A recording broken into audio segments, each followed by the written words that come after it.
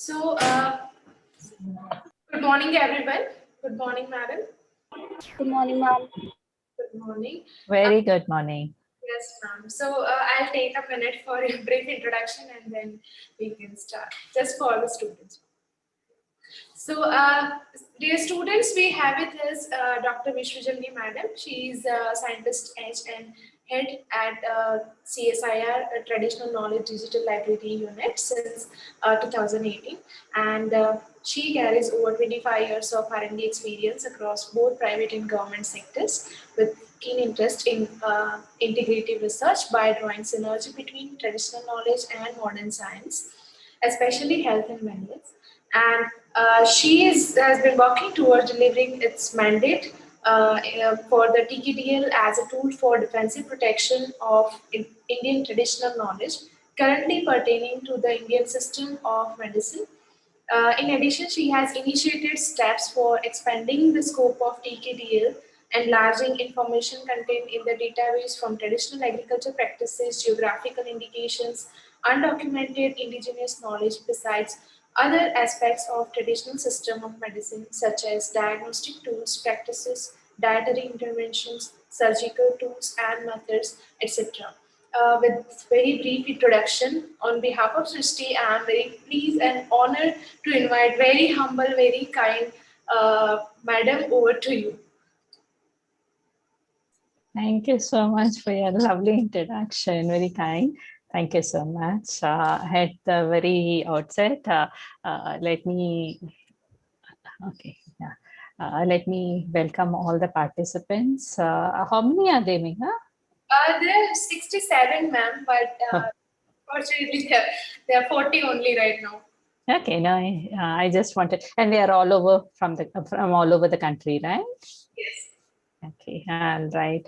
So I guess you've had a very hectic schedule since the last few days. I think it's almost 10 days since we initiated this session. Yes, ma'am. Yeah. Sixth day. Oh, sixth day. Okay, all right. Very interesting discussion. Some of it I have watched on Facebook also.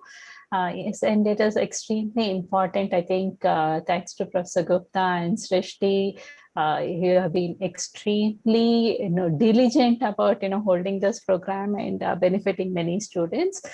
Today is a very interesting discussion which would talk about the intellectual property rights and where local innovations are concerned. How do we make efforts to protect them, and how do we actually help in achieving people's rights. So with this very brief introduction, I will share my presentation with all of you, and then we can understand what I intend to do. Can you see the full screen? Yes, ma'am. Okay, all right. Okay, so the topic of my talk would be on intellectual property rights, patent and ethical framework in the informal sector.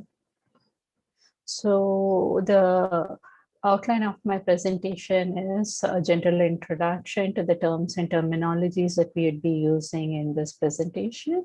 And as the topic itself says, it is about protection of innovation, especially from the innovators from the informal sector. And considering that this is, more of a domain which pertains to people who are not so privileged, you need to follow some ethical framework. And what does it contain? So this is going to be my outline of the presentation. So we get started. So most of the students, I believe, are from the science and technology domain. So you would all understand that when we are talking of science, we are talking of skills of literacy and numeracy, because this is important to understand and make a systemic attempt to further explore and interpret how the life around us works.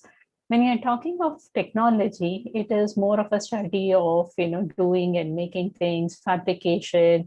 It could involve even artifacts, and here you would see that it does not practically need education. In fact, educational skills, when I say educational skills, it's more of an academic curriculum, schooling and things like that. You would see, around your own life, there are many people, especially the worksmen, who do many things, and they may not even have a formal education in place. So when we are talking of science and technology, most of us as students and as researchers, we feel extremely happy when our creativity leads to something innovative. So when we are talking of creativity and innovation, what comes in between is what we actually bring out, and that is what is called innovation. When we create something new that did not exist before, we bring new solutions to existing problems, and we, as I had been emphasizing, it's more based on creativity and of course curiosity. And very often the word innovation and invention are used interchangeably, but in actual definitions, what invention is something that has been created. But when you're talking of innovation, it is innovation that leads to commercialization. So innovation, in fact, is a combination of invention and commercialization. It could be, through a process of bringing invention to the market, and you need to go a planned way of bringing that to the commercial benefits. So with this brief definition, let's also look at what the informal sector comprises of. So as I had said, this is more of the unorganized sector, which includes agriculture. So it could include small farmers, it could include artisans, people from the animal husbandry. Then if in case you are looking at the MSMEs, it could involve people with working with the bricks, the construction, beady making, the incense stick making. And it could also include the domestic servants, street vendors, garbage collectors, and a whole lot of people from the less privileged, I would say, domains. And very often, what we actually oversee when we are pursuing academic curriculum is that we oversee the small innovations that these people make. Okay, and if you see, it's all again based on curiosity and creativity, and sometimes based on the needs of the particular section of people.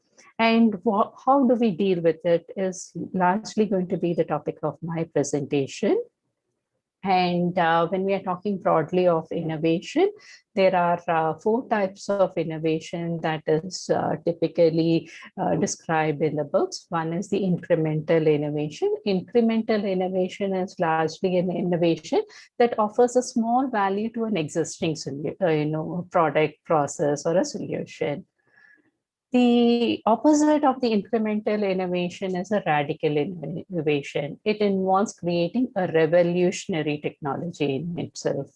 Alongside, we have 2 other innovations described. One is the disruptive innovation, where the innovation is described as a new technology or a process to a current market.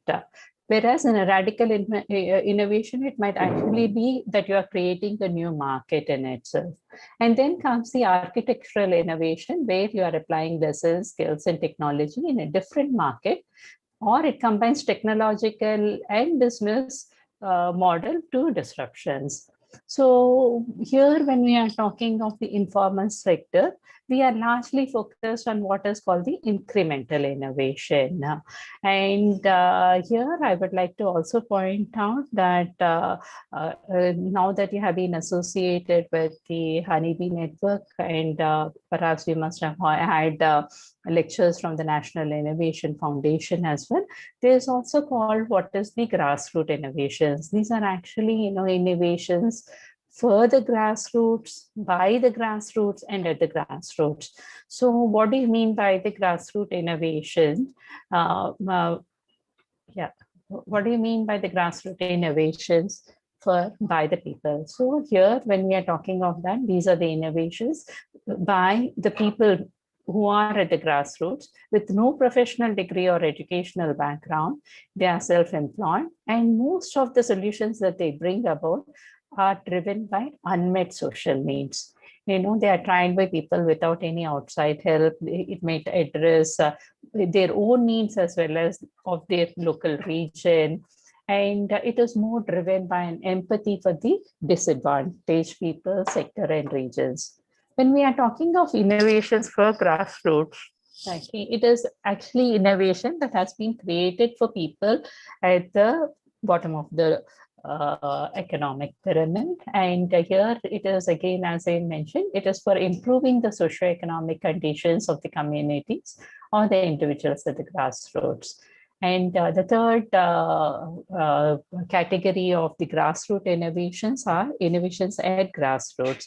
And when the difference between the grassroots by the people and at the grassroots is basically that, these are done by the NGOs or the formal sector or individuals in the informal sector, and they are unattached professionals. Okay. And these are all done in collaboration with the local people.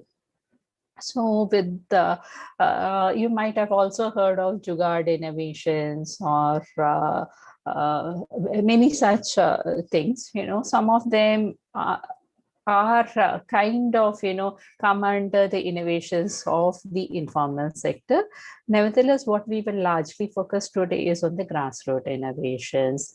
And some examples of the grassroots innovations are given on this slide. It could be a variety of innovations. And as I mentioned, it comprises of different sectors. It could be textiles, it could be agriculture waste, or it could be, even herbal formulations from the local healers. It could be even, as I mentioned, agriculture. Here, there's a specific case of Kenya, where all they had done was that they had used rat sacks for growing spinach, kale, and other vegetables. Okay, so it was such a very simple innovation that helped a whole range of people in that particular community, And of course, if you look at the rightmost corner of the slide, you will see, there is a pedal the tire for water. This is an innovation that has been brought out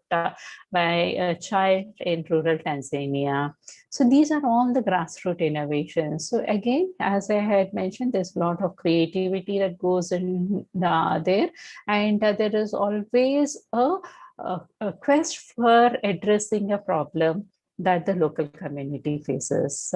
So the question is that how do we protect all these innovations? Because these are all linked to people's rights. There's a livelihood behind all these innovations. And what are the tools that are available today to protect these innovations? And the question is that, are they good enough to, help these people in the informal sector? So when we are talking of the modes of protection of such innovations, so let's again go back to the basics of what intellectual property is and what IP rights are. So when we are talking of intellectual property, as I had mentioned, it is more that originates by the creativity of the mind, and it could be any science and technological inventions, it could be literary arts, or even symbols, it could be images, it could be any such thing. So now that we have created all that, the question is that very often, and especially in the world that we live in today, we would like to derive benefits out of such creations. So when the benefits are linked to a legal right, it is, allows us to actually have commercial benefits out of such inventions. And here we have legal tools for that purpose, and it is called the intellectual property rights. So the intellectual property rights, it refers to the assignment of property rights through patents, copyrights, trademarks, and many such tools. And here what happens is that once you have an intellectual property right, it allows that person to exercise a monopoly on the use of that item for the specific period of time and in the specific and identified region. So from a creation to application to protection, it leads to a successful business. So the intellectual property, to sum up, allows us to have commercial benefits out of our own creations. Okay. So this in turn allows us to have a livelihood of our own. So the typical intellectual property rights that are mentioned are basically the industrial properties and the copyrights. When we are talking of industrial property related IPR rights, they are the patents, which provides a 20-year term for protection, the industrial designs, trademarks, the trade secrets, integrated circuits, geographical indications, and plant varieties. And I'm talking about the industrial property rights from India. So the other part of the intellectual property rights is the copyright. It provides a lifetime of the author plus 60 years of protection, and it covers a huge range of creative works, such as literary works. It could be a novel, it could be a poem, it could involve plays, films, music, art, performing arts, sculptures, photographs, and many more. Even the software comes under the copyrights. So in India, under the Patent Act 1970, there is the tool of IPR rights that is called the patents. So here, what is key is what is called invention and the inventor step.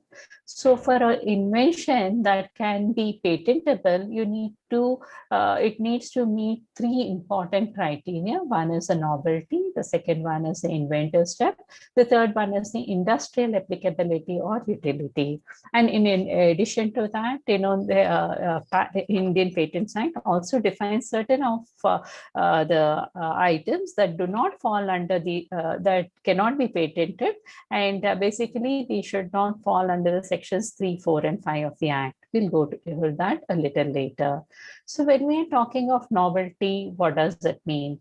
An invention means a new product or process involving an inventive step and capable of industrial application. So it should be completely not known, you know, from the prior art. Prior art is all the literature that is made available to the patent offices, where they see whether the invention that you have made exists before or not. So what does inventor step mean? You know, this is very, very critical when you are talking of patents and securing IPR rights. So the inventor step here means a feature of an invention that involves technical advance as compared to the existing knowledge, or having economic significance or both, and that makes the invention not obvious to a person skilled in the art. I'd like to make an emphasis on this, that the inventor step should be involve an invention that is not obvious to a person skilled in the art. So what does it actually mean? Say, for example, if I take an example from the traditional knowledge, you know, say turmeric, okay, is known for helping, say, cough and cold. And we also have amla that is known to help in cough and cold. Okay, so when we combine turmeric and amla, okay, would it be a novel creation? Okay, is it patentable is the question from the point of novelty, inventorship, and industrial applicability. When we are talking of novelty, say perhaps if in case there is no prior literature on this combination of turmeric and amla, we may consider it to be a novel. And considering that we are mentioning that this is for cough and cold, so it has an industrial applicability or utility. So we meet two of the three criteria. Now let's come to the third and very important criteria for patentability, which is the inventor step. So here what we are saying is that we know turmeric has this prior information that it is used for cough and cold, same as the case with amla. But now that we are combining, the question is that does it involve an inventor step? So a person who is working in the area of traditional knowledge, say my colleague, for him, who is a person skilled in the art, he says this is nothing novel. It's completely obvious to me. So it is already known that the properties of turmeric is known for cough and cold. Same is the case with amla. So how does it help in something which is not known before? So here I then fail the inventor step. So the combination of the amla and the turmeric does not meet the criteria of inventor step.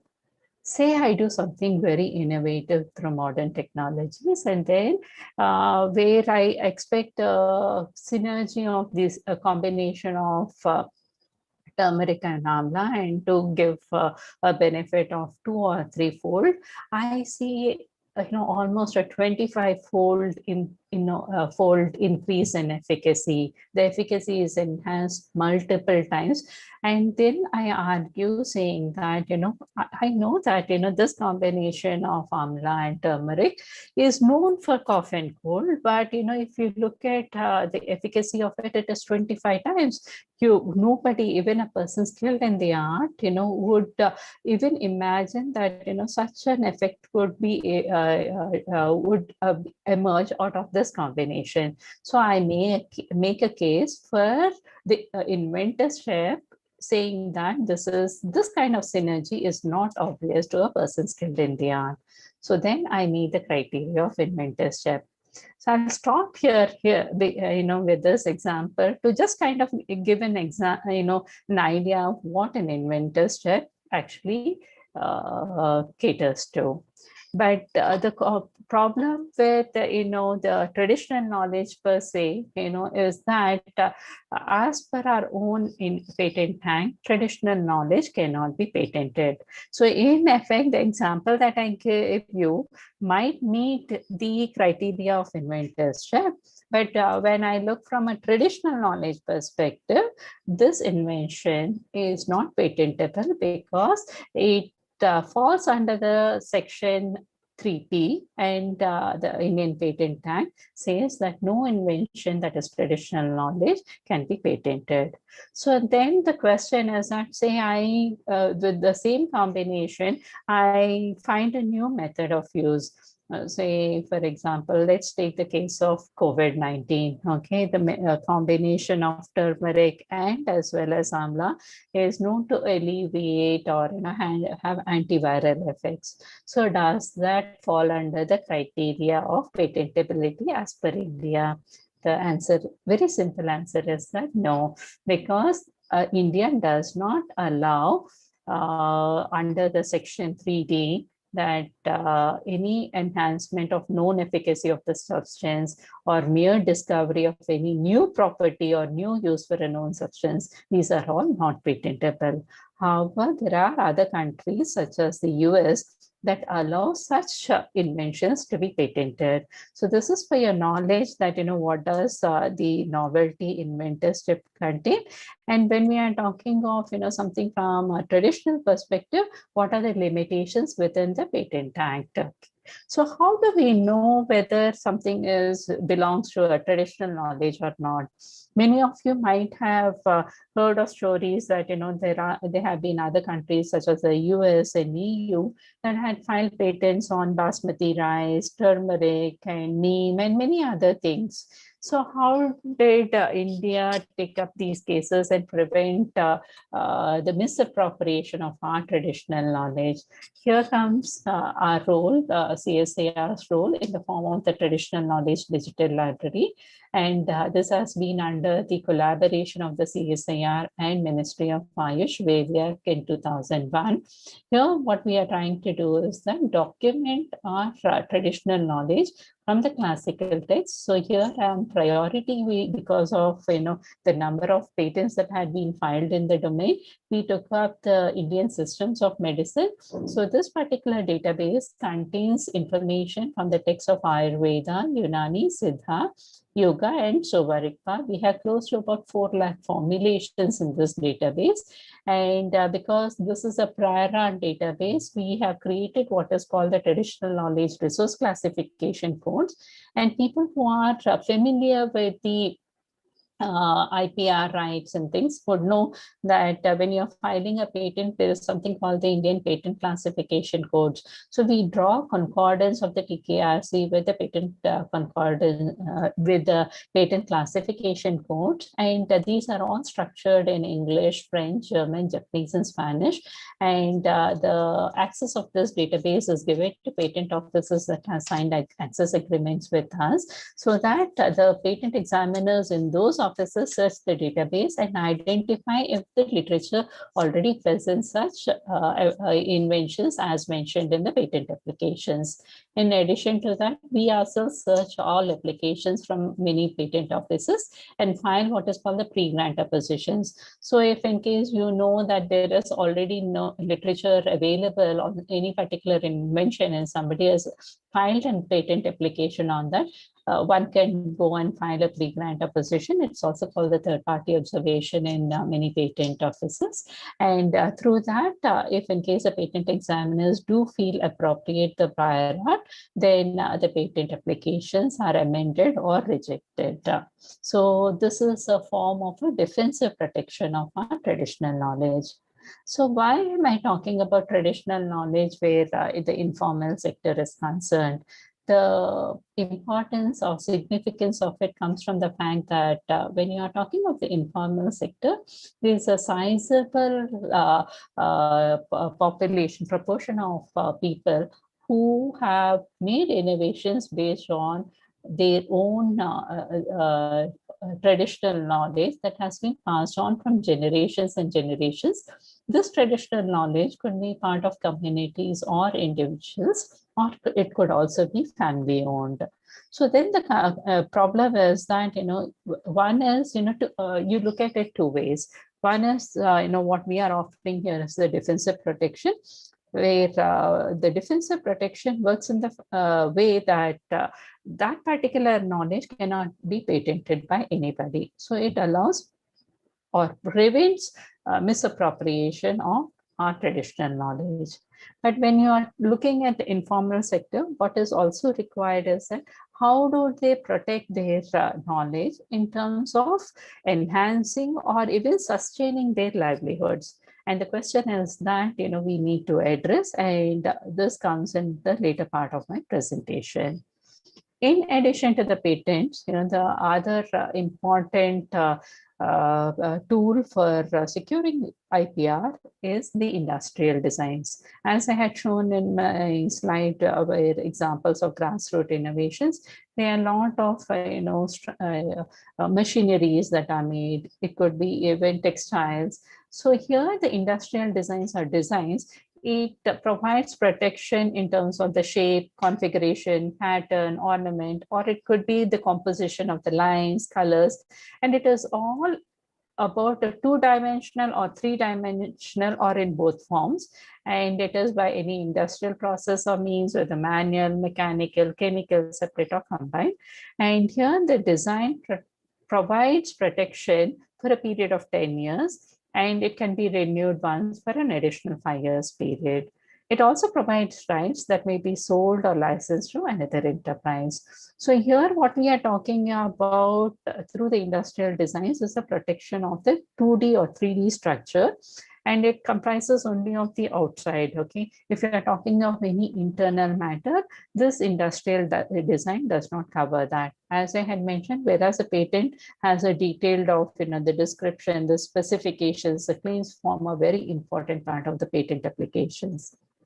Nevertheless, here is one another route wherein the innovations made by the informal sector can be protected. Some examples that have been protected by the National Innovation Foundation includes a self-balancing attachment for plate to hold containers, cooker, refrigerator, tawa with handle and stand, spade, axe, writing pad. So this is to kind of give you an idea that, this particular industrial design yet again covers a whole range of creative ideas that could have been created even by the informal sector and offers protection for such innovations. Very importantly, considering that the informal sector covers a whole range of agriculture, the government of India and many other countries as well offer protection of even new varieties of plants. So here, under the Protection of Plant Varieties and Farmers' Rights Act 2001, there is an effective system for protection of the plant varieties. It provides the rights to the farmers and the plant breeders. By protecting such rights, it was also an investment for research and development. It also helps the growth of the seed industry. And of course, when we are talking of all that, it is about the quality of the seeds and the planting materials, because it has to meet certain criteria. So when we are talking of IPR rights, you would know that it would be an assured quality and kind, because one can always invalidate such rights. So here, the duration of protection for the registered varieties would be, in terms of field crops, it is initial for 6 years and extendable by 9 years. So basically, different plants can be protected within a range of 15 to 18 years. And based on the usage of the varieties of the plants, the farmers and the breeders can benefit from such IPR protection. One very important thing which the informal sector can gain is through the geographical indications. This is yet again another IPR tool which provides protection of the innovations made by the informal sector. And the geographical indication here largely refers to agricultural goods, natural goods, and manufactured goods. What is very important under the geographical indication is that here it is linked to a given quality, reputation, and other characteristics of such goods, which is essentially attributed to its geographical origin. So here you can see examples of the Assam Japi, the Darjeeling tea, the Thanda Burpi tea, the Udupi Malige, the Nagpur range. So yet again, even the geographical indications cover a wide, diverse set of domains under which the protection is offered to several such innovations. And these innovations may originate based on the local practices or the traditional knowledge as well. And what does the geographical indications provide for? It is largely used for agricultural products, foodstuffs, wine, spirits, handicrafts, and industrial products. So here the registration on the IPR protection is form of collective and certification marks, and it is provided for a 10-year period and renewable 10-year periods. The applicants typically are producers who may be organized as an entity such as a cooperative or an association. However, it does not enable the holder to prevent someone from making the product of the same techniques, unlike the patents and as well as the industrial designs. And geographical indications, by the nature of such innovations, it cannot also be assigned or licensed to outside people, to third parties, because it should always belong to the group of the authorized producers. And so far, about 370 such geographical indications have been registered in India, and it covers innovations from across the country. While we're talking of the innovations and as well as traditional knowledge, especially the innovations and grassroots innovations from the informal sector, what is extremely also important is about the protection of bioresources and traditional knowledge, especially under the Biological Diversity Act. I think some of you might already be aware that the National Biodiversity Authority has been created so that it can regulate the access to these genetic resources as well as the associated traditional knowledge. And those of you who have already filed patent applications and are involved in validation of such results would be aware that there are certain forms that need to be filled under the National Biodiversity Authority. So the objective of this is that we conserve the biological diversity, We ensure that there is a sustainable use of its components. And what is very, very important here is that when we are using either the genetic resources or the traditional knowledge or any associated information, there should be equitable sharing of the benefits with the knowledge holders or the communities involved. And that is the reason that the National Biodiversity Authority make sure that the rules under the Biological Diversity Act are followed by everyone. It addresses the issue of biopiracy and to protect, respect, and conserve the traditional knowledge related to the genetic resources. It stipulates the norm for access. And here, what is very, very important, especially when we are talking of these grassroots innovations and traditional knowledge, is that there's a huge emphasis on prior informed consent and the access benefit sharing mechanism.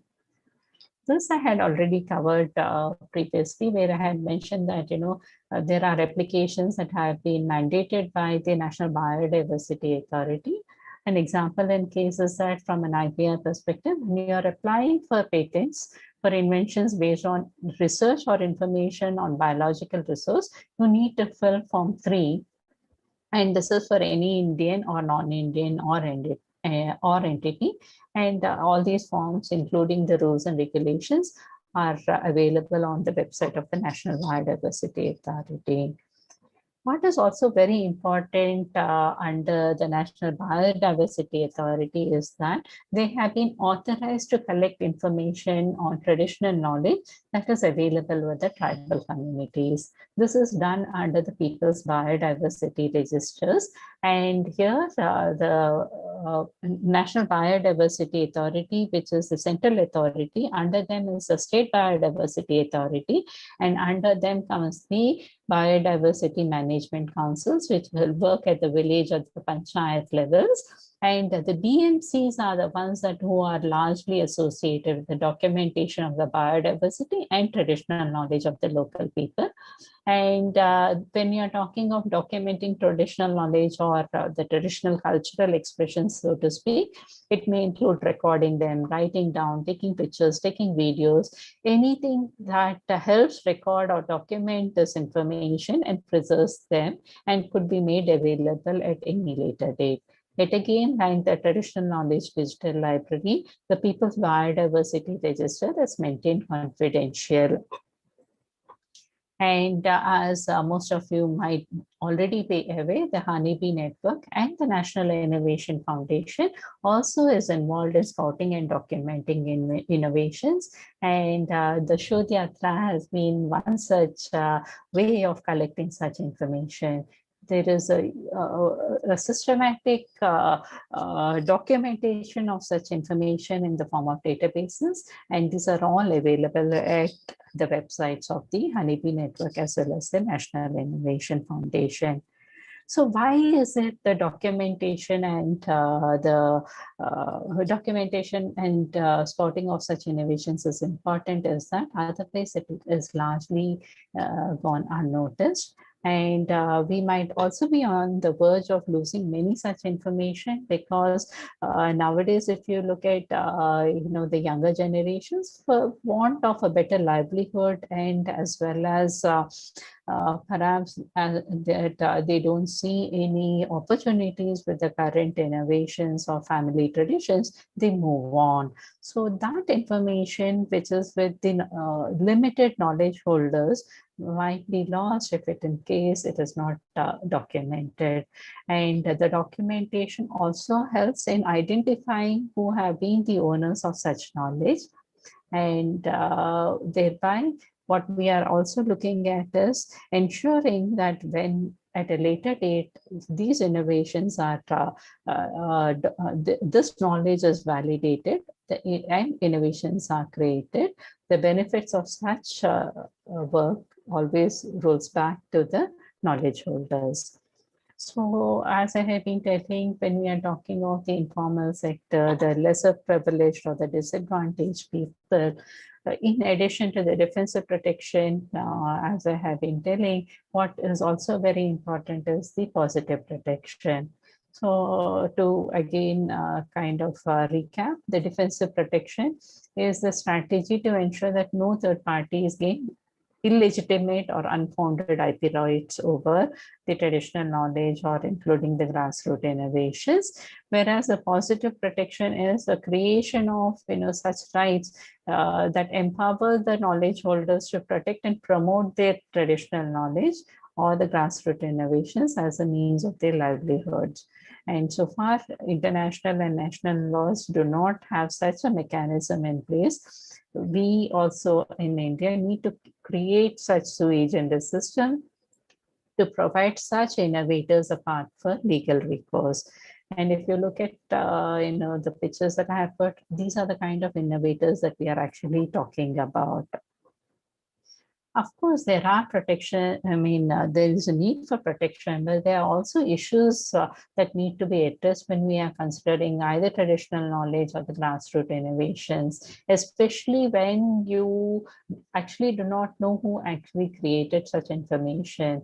So one is, of course, from a traditional knowledge perspective, the definition of either the traditional knowledge or the cultural expressions of folklore is not yet defined.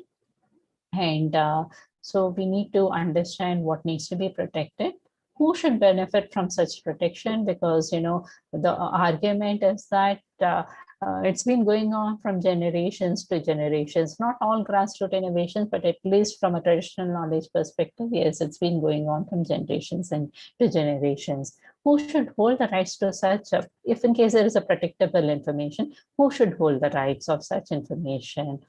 And what is the objective sought to be achieved through the intellectual property protection?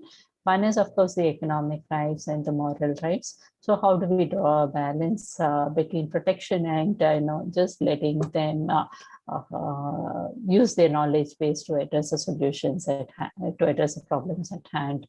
What forms of behavior in relation to the protectable knowledge should be considered unacceptable and illegal? There might be a whole village that is aware of this information. And when you are talking of protecting such information, what is acceptable, what is legal is also to be considered, because when you are talking of intellectual property rights, it is a legal tool. So we need to ensure that we follow the regulations put in place, the rules put in place, so these are not invalidated at a later date. The other issue that needs to be also looked into is that should there be any exceptions or limitations to such rights, and for how long should the protection be accorded? To what extent do the IPRs already afford protection? What are the gaps that need to be filled? What sanctions or penalty should apply when there is an unacceptable or illegal behavior? How do we deal it internationally and nationally? And how much of the rights can be transferred to the foreign third parties? So when we are looking at all these issues, there are issues, but we also need to find a way out. One such thing is about the ethical framework that is very important when we are considering the grassroots innovations or traditional knowledge. The very primary criteria is to ensure while we are scouting and documenting such information is the free and prior informed consent. So what does the free prior informed consent actually mean? Is that the consent is given voluntarily without any force or manipulation of the knowledge holders. It is sought sufficiently in advance of any authorizations, and one needs to ensure that the modalities of engagement is provided prior to taking consent. So you need to, when you're documenting such information or taking such information from the knowledge holder, you need to ensure that you tell them that you are taking it for, say, validation purpose. So after validation, what are your steps?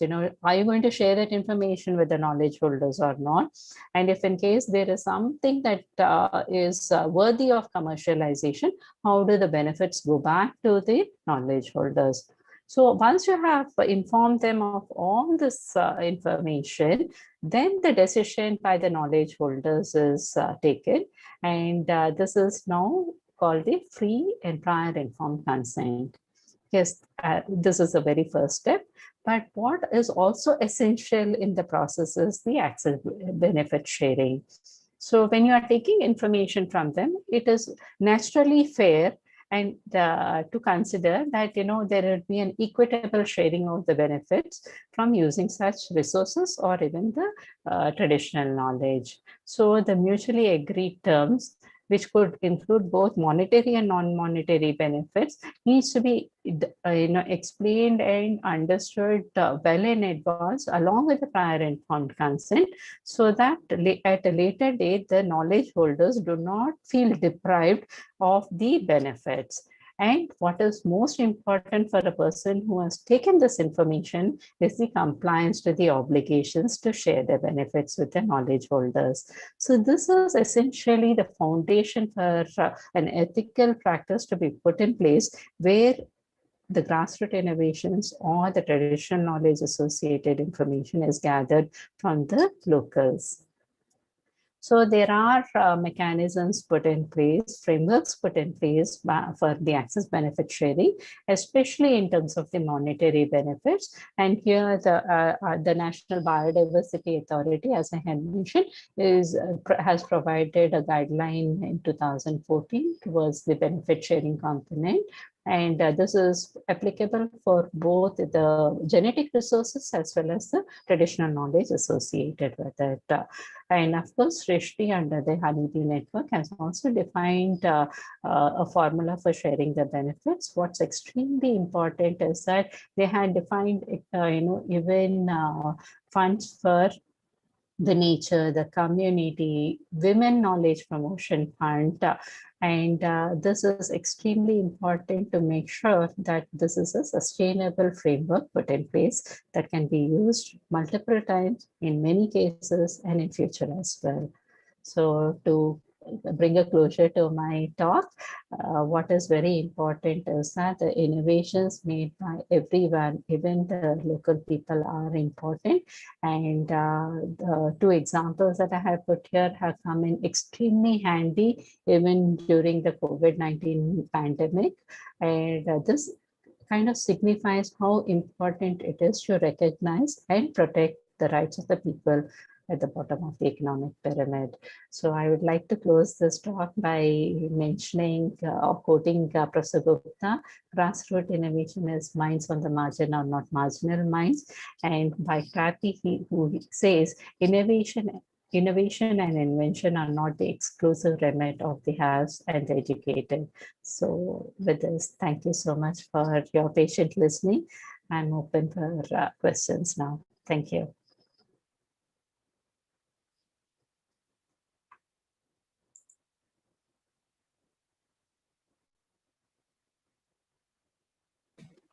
Excuse me, ma'am. Yes, please. Ma'am, actually in third or fourth slide, I saw there was an like innovation, that food recycler. Yeah. To the left side, left bottom of the slide, there was a food recycler. I think it was made in outside India. So when I researched about it, I found that there are 3 to 4 different companies which are manufacturing the same product in the market, with some different different construction elements used in making those products. But in India, when I researched for that, I found that there are companies which are doing this, but they're doing on large scale. Like the product cost around 2 lakh rupees or 1 lakh rupees and so on. So I just thought about it that in like foreign, they're just using the same product or like same concept for manufacturing different products out of them, and they are just patenting their rights. So is it possible to do the same, like using the same product or same concept and making different products and patenting them?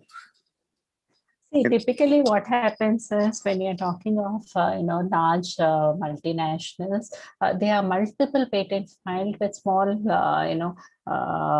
they call it patent fencing. Okay, so they create a product and around it they make small innovations and patent each of them, so that the major technology that has been created is protected from from being taken away by anybody. Okay, and that is important when you are talking of high-end innovation. In case of these small innovations that we are talking about, generally, if you are looking at novelty and inventorship, if you are just making small changes to the design and all that, yet again, you would have problem with the patenting. But in other countries such as China and even Germany, Japan, and all that, they have what is called as the utility models. Okay, they are what is called as the second tier of patenting. They are not very strict about the inventorship and novelty, as long as it meets certain novel criteria. Say, for example, as you had mentioned in this case of food recycler, they have made small changes to it. These incremental changes are good enough to fit in the novelty criteria of utility models, and then that is the way they get patented. Okay, utility models in some countries are also called the utility patents, I guess. Okay, so these are the second tier patenting efforts. In India, we do not have protection under the utility models. Now, coming to the protection in India, yes, people can file patent applications, and it all depends on what are the changes that they have made. If it is just superficial changes, but then there is a even those superficial changes, if in case they can be protected under the industrial designs, they can go ahead and have an IPR under the industrial designs. But if in case they say that motor of that particular food recycler has been changed, enhanced for taking a higher load of food processing, then it is a novel invention. It might not be an obvious, it might actually meet the criteria of inventorship, and thereby allowing such inventions to be protected under the IPR. Thank you, ma'am.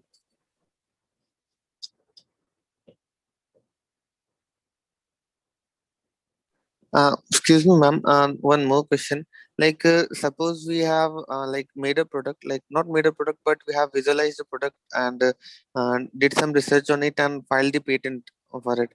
And after 1 or 2 months period, when they research over it and they finalize you that yeah, this is final and we have patented your application. So now, ma'am, what should be the steps to cater that patent into an product? Like, how can we move ahead with that? Any particular step or like any particular direction to move on, how to do that?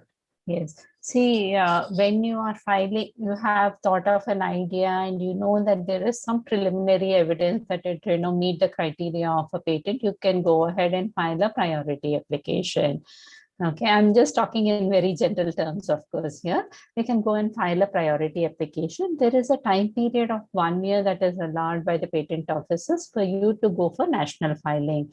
During this time, you need to ensure that you have all the information that is required for filing the patent in terms of, the specifications, the descriptions. You need to have experimental proof that, whatever invention that you are thinking about has actually materialized, and there is evidence of such information in terms of all the three: novelty, inventorship, and as well as the utility. Provided you meet all this, then you go for the national filing after 12 months. And then once the application comes into public domain, it will go in for routine examination, and then the patent offices decide whether you meet the criteria of patentability, and they may offer you a grant. This is a very time consuming process in terms of between the patent filing and the patent grant. In the meantime, the patent offices, once your patent application is filed, it also provides you scope for filing the patent application in other countries as well. So that is called the national filing. So that is when you can decide in which countries you can go in for filing your patent, and then pursue the further steps after that. Ma'am, actually, I just wanted to know about the implementation part. Like, if the patent is granted, then how we can make it into a product? Like, You should how? already have a product. See, you should already Oh, have a product for the patent grant. Okay, the patent examiners would ensure that you have a product in hand when you are talking of a patent. And this, when you have a patent grant, allows you to actually have a commercial benefit. Say for example, I'm just giving you a very general example because we are not talking of any specific case. Say you have the wherewithal to have the production done at your own end. Okay, so you have a monopoly of that particular invention for about 20 years period. Say you want to license it out to multiple companies because you would want to just have it as the knowledge holder, the patent holder, then in that case you can go for multiple licensing of that particular patent to multiple people who can produce and then take it to market. Okay, so here we are talking of region wise. So you have exclusive rights and you have non-exclusive rights as well when you're licensing it. So when you are talking of a limited restricted use, okay, you can give the patent rights to a particular person in Andhra, saying that in Andhra Pradesh you can market this product at your end. Then you find another person, say in Chhattisgarh or Jharkhand or West Bengal, and then you say that, I give you rights for all these three regions. You can market this product in these three regions. So that is the way you actually utilize the patent application to make commercial benefits out of such IPR rights. Thank you, ma'am. There is another scenario also, because the patent grant takes a little time. It all depends on the scrutiny at the patent office, and then the way you respond to it, and it can go through multiple cycles as well. And therefore, once you have filed a patent, okay, this serves as a prior art to the other people, so they would not be able to exercise rights on your invention. So in the meantime, you can always go ahead and market your product, because you would see, say for example, you take Milton, okay, and be it the water bottles or many things, you would say patent application filed, okay, and it just mentions the patent application filed, okay. So it kind of tells that you are securing, you are in the process of securing IPR rights, okay, and it is not yet granted. The grant allows you to exercise monopoly, but not just filing the application alone. And what is also very important to exercise monopoly is that you need to maintain the patent for the 20-year period. Each patent office, be it in India or any other country, they have defined process. I think in India, if I recall right, it is in set of 3 years or 4 years. So you need to pay the fees for the maintaining the patent. If you do not pay the maintenance fees, then your patent becomes invalid again.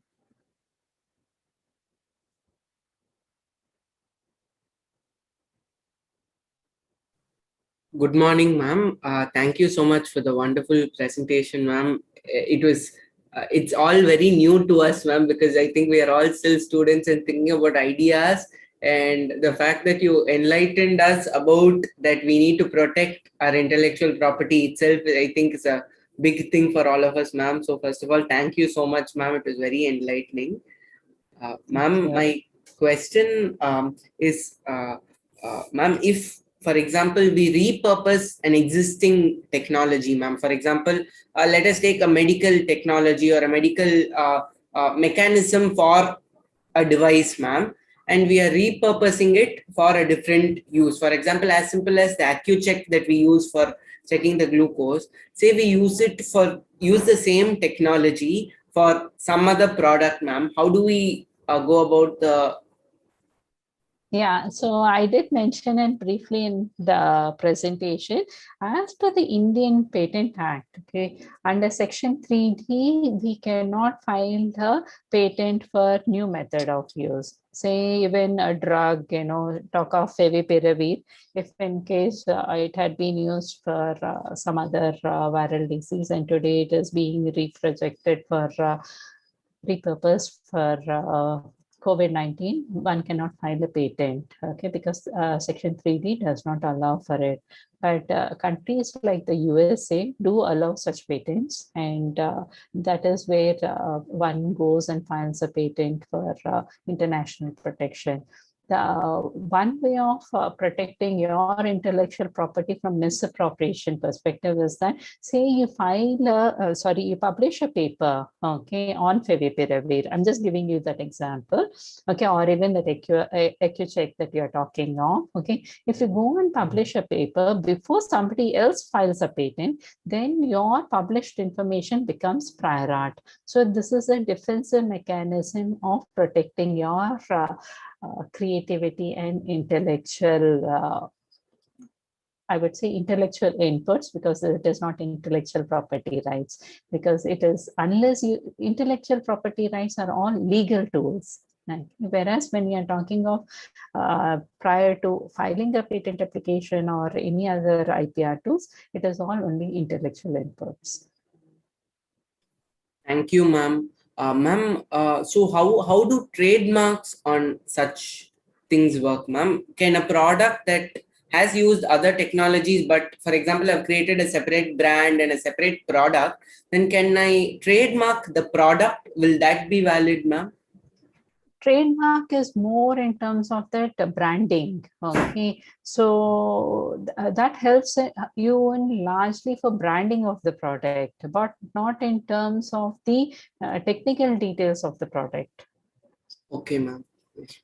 Thank you so much, ma'am. Thank you. Thank you.